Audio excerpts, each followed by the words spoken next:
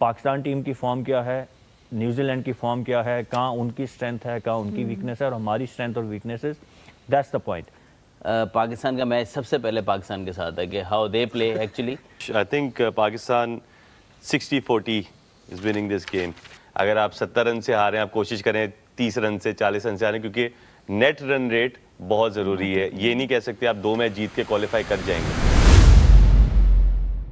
2022 से लेकर अभी तक की बात करते हैं तो 41 दफा पाकिस्तान और न्यूजीलैंड अक्रॉस ऑल फॉर्मेट्स जो है आमने सामने आ चुके हैं, जिनमें से 24 जो है वो T20 इंटरनेशनल्स खेले, जिसमें पाकिस्तान का रिकॉर्ड काफी बेहतर है अगेंस्ट न्यूजीलैंड। और मुझे कुछ हद तक अजहर भाई ये भी लगता है कि न्यूजीलैंड आज जो स्टेचर एंजॉय करती है is because of the fact that they been playing against Pakistan. Please I think Pakistan का record I think world cups में भी न्यूजीलैंड के खिलाफ काफी बेहतर है। आई थिंक 5-2 है, पाकिस्तान ने 5 जीते में और न्यूजीलैंड 2 हार चुका है। हाँ। और विच इज गॉट काफी चीजें पाकिस्तान के लिए पॉजिटिव हैं। सॉरी 2 जीता है जी, दो वो जीता हुआ है sorry.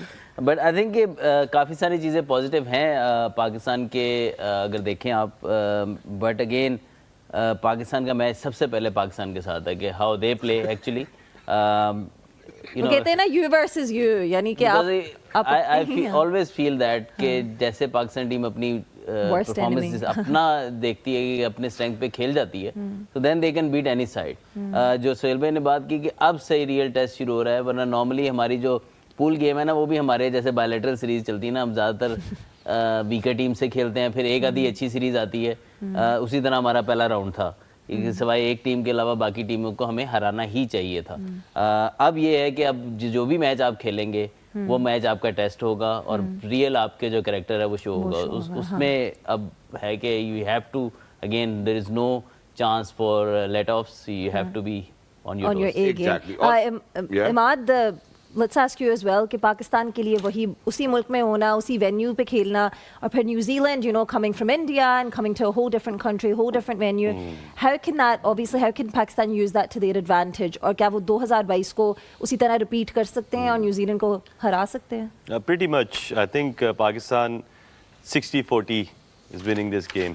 That is what my intuition आपको बता रही है। तो बेसिकली एक चीज़ बहुत इंपॉर्टेंट है इन ग्रुप्स में, रन रेट सबसे ज़्यादा ज़रूरी है। अगर आप जीत रहे हैं तो रिलैक्स नहीं होना। अगर आप 40 रन से जीत रहे हैं तो मेक श्योर करें 35-40 रन से जीतें, 50 रन से जीतें। Run rate plays a crucial role.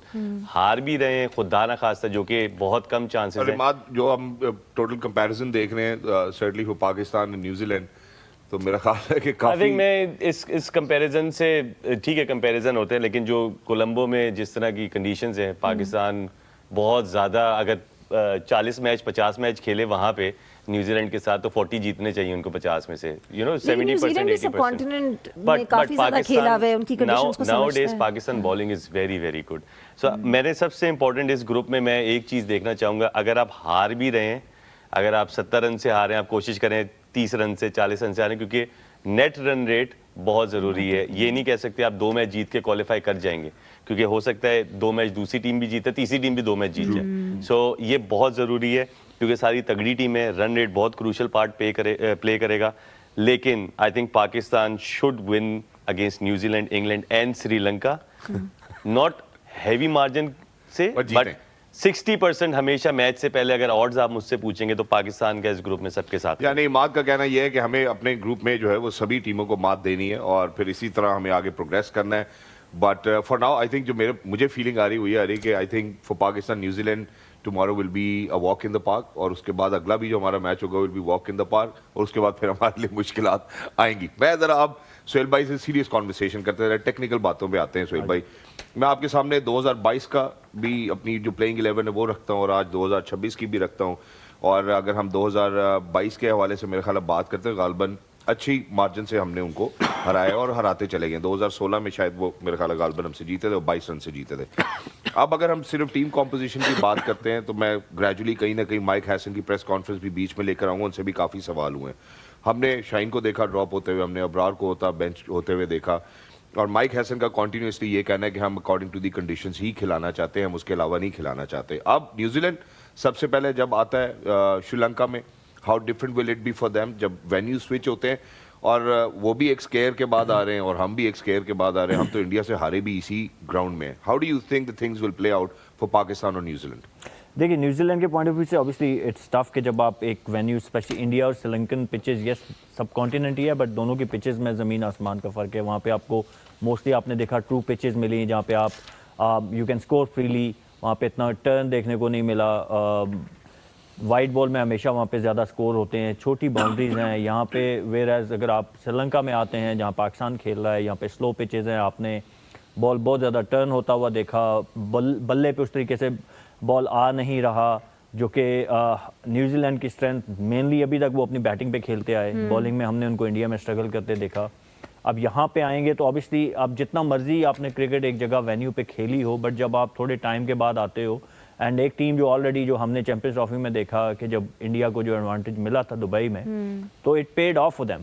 So I think ये बड़ा ह्यूज एक एडवांटेज होता है किसी टीम के लिए कि वो एक वेन्यू पे खेल रही हो, अपने सारे मैचेस खेली हो, आपके प्लेयर्स यूज टू हो चुके होते हैं उस जो करंट टाइम में चल रहा होता है, जो वेदर कंडीशन होती हैं, जो सारी आप पिचेस जो होती हैं उनके अकॉर्डिंगली आप सेटल डाउन हो चुके होते हो। और नई टीम जो आती है उसको थोड़ा सा टाइम लगता है सेटल डाउन होने में उन कंडीशन में। तो आई थिंक उस पॉइंट ऑफ व्यू से Pakistan has slightly edge. Exactly. और सुहेल भाई आप जरूर इसको कंटिन्यू करेंगे। जो 2022 में हमारा स्क्वाड था उसमें मेरा ख्याल है गालिबन 11 लड़के मिसिंग है इस दफ़ा। तो जो हम 2026 में भी खेल रहे हैं उसमें मेजर चेंजेस हैं, मेजर शिफ्ट है जो हमें देखने को मिलती है। और उसके बाद आप मेरा ख्याल है 2026 का squad everybody is very well aware. और एक्चुअली जो अभी भी खेल रहे हैं इस टीम में, जो उस वक्त भी खेल रहे थे, आई थिंक उनका फॉर्म भी काफ़ी बदल चुका है।